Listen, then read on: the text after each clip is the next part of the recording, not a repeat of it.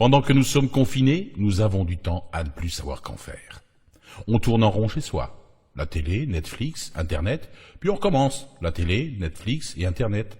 On subit un lavage de cerveau qui devient insupportable. On sent bien qu'il y a des choses qui ne sont pas très claires. Visiblement, tout semble exagéré. On dirait qu'il y a un intérêt à semer la terreur auprès du public.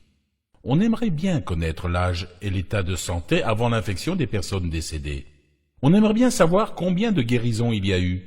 On aimerait bien savoir pour quelles raisons on comptabilise les gens en coronavirus sans avoir été dépistés. Est-ce juste pour gonfler les statistiques? Moi, je n'en sais rien, je me pose la question. Je ne sais pas ce que vous faites confiné chez vous toute la journée. Il y a de quoi devenir fou à tourner en rond.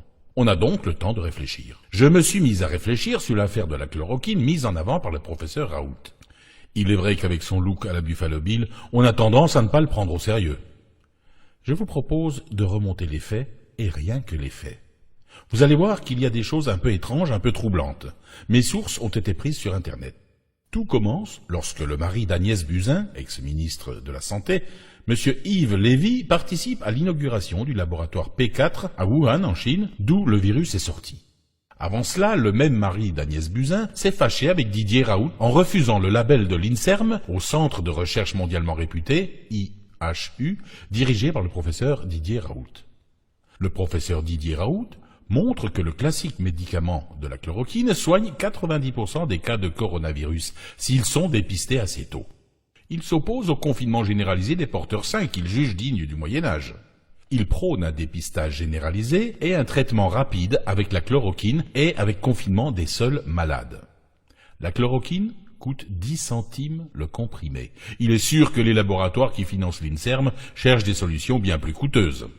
En octobre 2019, il faut savoir que M. Lévy, président de l'INSERM et mari de la ministre, a révoqué le statut de fondation des IHU pour reprendre le contrôle de leurs recherches. Le professeur Raoult dirige l'IHU de Marseille et est visé directement par cette directive. Le 13 janvier 2020, alors que l'épidémie se répand en Chine, Agnès Buzyn classe la chloroquine, le fameux remède, dans les substances vénéneuses, disponibles seulement sur ordonnance, alors que cela fait 50 ans qu'elle est en vente libre. Il y a quelques semaines, Agnès Buzyn a dit avoir su que ce serait une hécatombe et qu'il n'y avait pas de remède. Le gouvernement Macron fait un confinement généralisé de la population.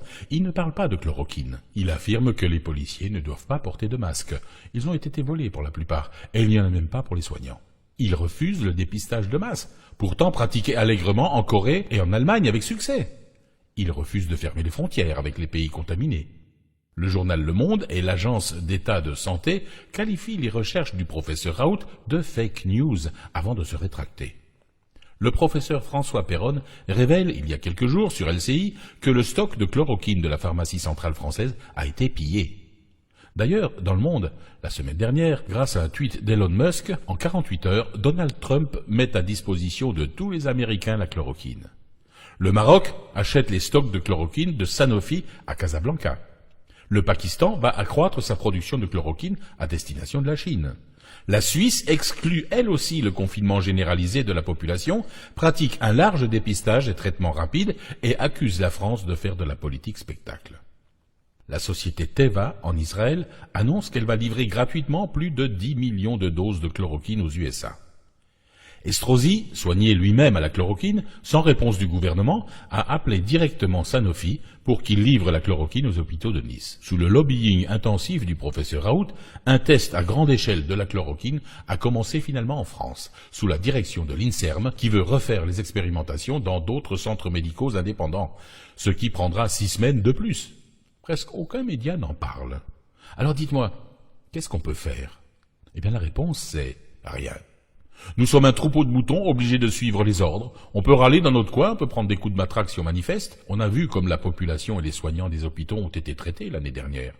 Combien de temps allons-nous être traités de cette façon? Tiens, encore une question sans réponse. Allez, pour aujourd'hui j'arrête de réfléchir, je vais faire l'autruche.